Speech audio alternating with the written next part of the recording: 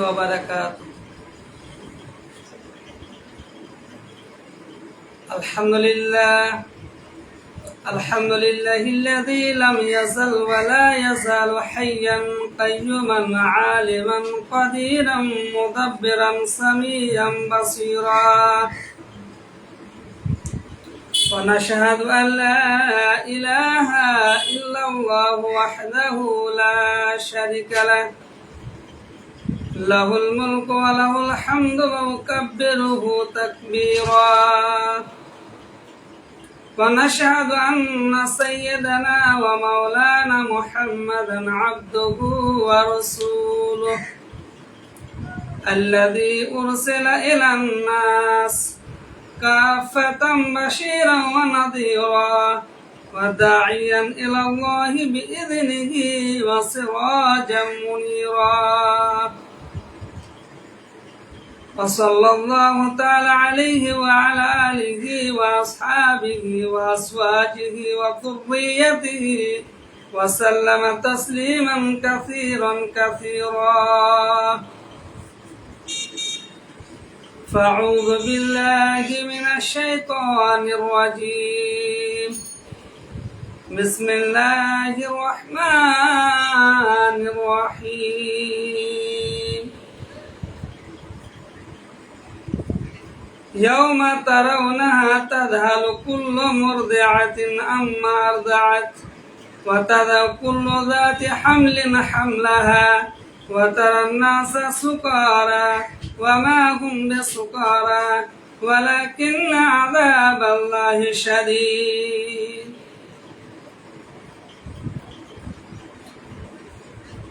সংক্ষিপ্ত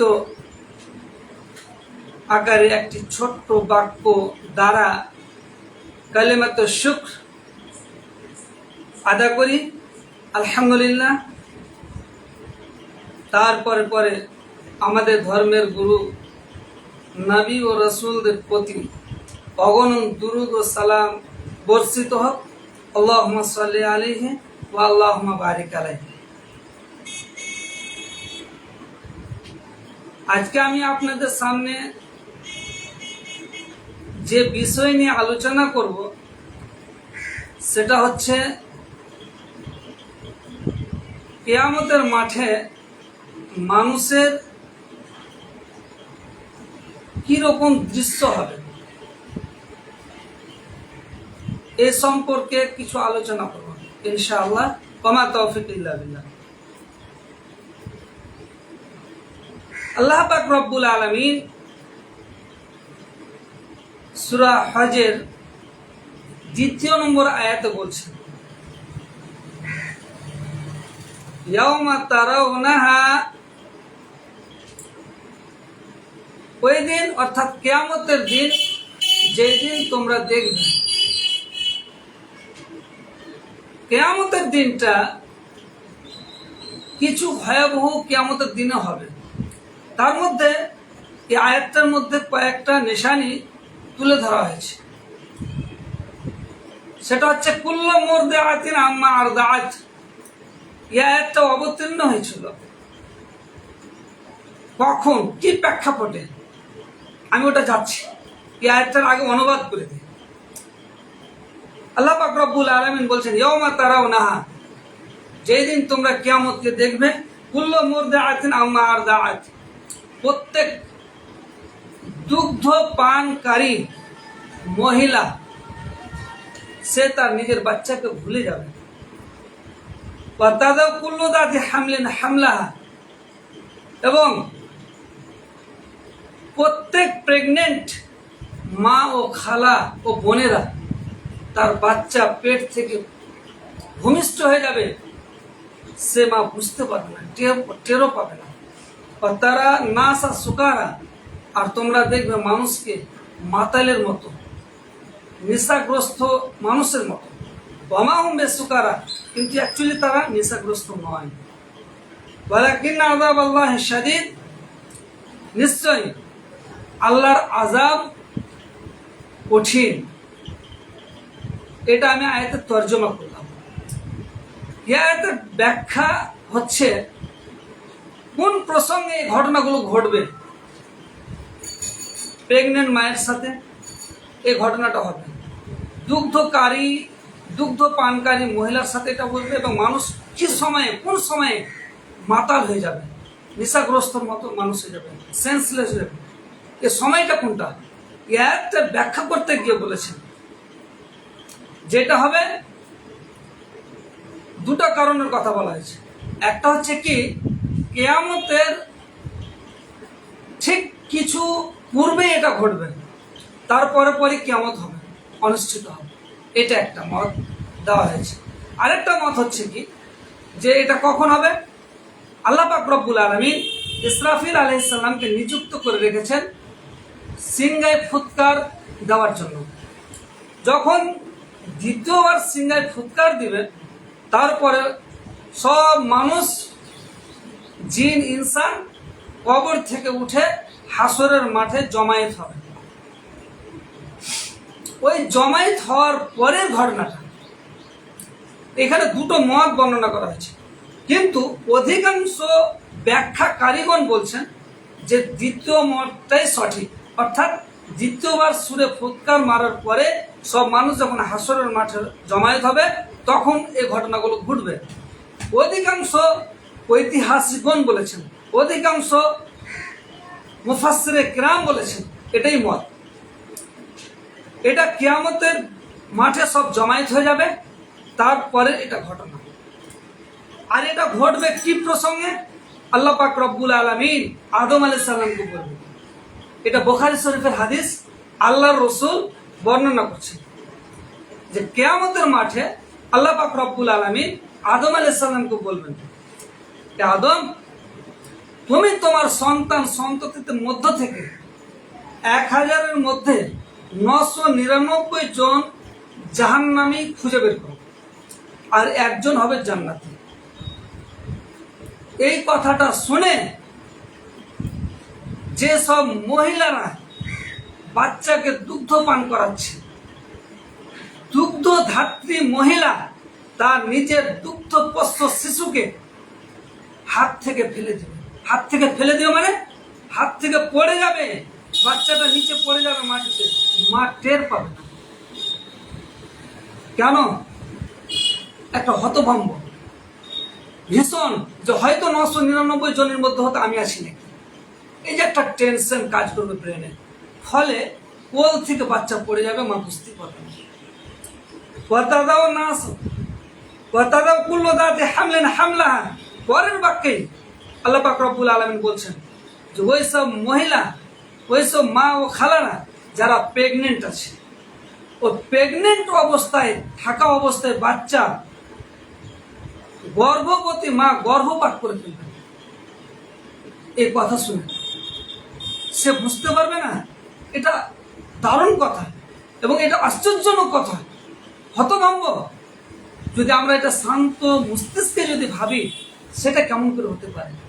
সামান্য একটা ব্যথা হলে তো আমরা আঙুল কেটে গেলে সারা শরীরটা, মাথা থেকে নিয়ে পা পর্যন্ত ব্যথায় ব্যথিত হয়ে যায়, ব্যথায় জর্জরিত হয়ে যায়, ব্রেনে কোনো কাজ করবে না।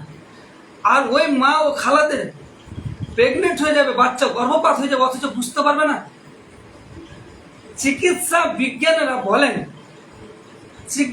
বিজ্ঞানীরা বলেন এই মর্মে যে মানুষের একটা ব্যথা সহ্য করার একটা ইউনিট রয়েছে, একটা ব্যথা মাপার একটা ইউনিট রয়েছে।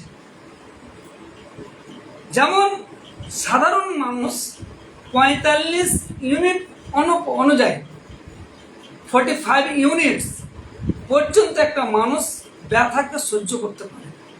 যখন 45+ যখন ইউনিট সে ব্যথা বা পেন যখন হয়ে যায়, তখন সে মহিলা কি হয়ে যায়? সেন্সলেস হয়ে যায়, অজ্ঞান হয়ে যায়, সে ভালো মন্দ বুঝতে পারে না, কিংবা সে কি হয়ে যাবে? মৃত্যুবরণ করবে। আর একটা সাধারণ মা নর্মালি যদি ডেলিভারি হয়, একটা মায়ের নর্মালি যদি ডেলিভারি হয়, তাহলে সে ব্যথা বরদাস্ত করতে হয় তাকে কতটা? 57 ইউনিট, মানে 57 ইউনিট সে ব্যথা বরদাস্ত করতে পারে। কত সময় 57 ইউনিটের বেশিও মা ও বোনদেরকে নর্মাল ডেলিভারিতে বরদাস্ত করতে হয়, সহ্য করতে হয়। আরো বলেন যে মানুষের শরীরে মানুষের যে পার্টস রয়েছে 206খানা পার্টস আছে, 20খানা পার্টস যদি একসঙ্গে ভেঙে যায়, যেই ব্যথাটা হয়, যেই ব্যথাটা সে অনুভব করতে পারে, সেই ব্যথাটা একটা মার হয় বাচ্চা নর্মালি ডেলিভারি হতে গেলে। তাহলে 20টা পার্টস যদি একসঙ্গে ভেঙে যায় তাহলে কত ব্যথা হবে। সামান্য পায়ে যদি ফ্র্যাকচার হচ্ছে, ভাঙেনি ফ্র্যাকচার হচ্ছে, তাতে তো আমরা ব্যথায় জর্জরিত হয়ে যায়, পাটা ফুলে যায়, হাতটা ফুলে যায়, এদিক ওদিক নড়াতে পারছি না, চিৎকার করি। তাহলে একজন মায়ের ব্যথা 57 ইউনিট প্লাস সে মা এবং খালাদের বরদাস্ত করতে হয়। আর ওই নর্মাল ডেলিভারিতে আর বাচ্চা হয়ে যাবে, অথচ মা বুঝতে পারবে না। এটা কেন হবে? এটা তখনই হবে কিয়ামতের মাঠে এই কথাটা শোনার পরে এই ঘটনাটা ঘটবে। শুধু তাই নয়, ওয়াতারা নাসা সুকারা, কিয়ামতের মাঠে সবাই জমায়েত হবে, জিন ইনসানরা সবাই থাকবে। এই কথা শোনার পরে তারা কি হয়ে যাবে?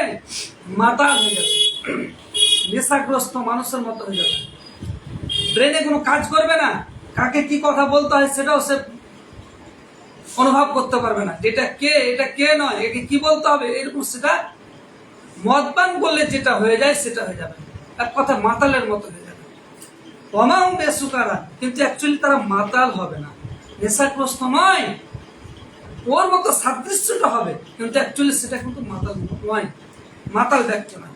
কেন হবে সেটা? ওয়ালাকিন্না আযাব আল্লাহি শাদীদ, কারণ আল্লাহর আযাব হচ্ছে কঠিন।